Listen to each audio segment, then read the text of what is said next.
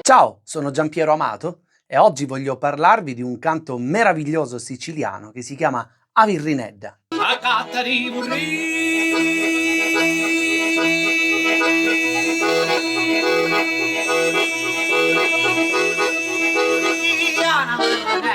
Avirrinedda prende nome da un antico utensile utilizzato dagli artigiani e in particolar modo dai falegnami per fare i buchi sul legno o su altri materiali. Avirrina è questo oggetto metallico a spirale che serviva appunto per fare i buchi. In questa canzone è una virrina un po' più piccola e quindi una virrinedda. Il protagonista vuole utilizzare questo utensile per forzare, rompere la serratura della porta della sua amata per poterla rapire e portare con sé, e facevano la cosiddetta fuitina.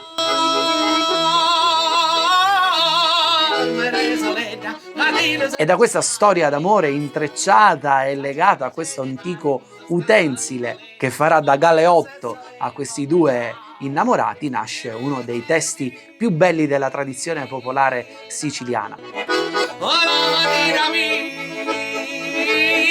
Venga a svigliare e si butta il suo occhio e se te vedo, che cielo per me va a riposare.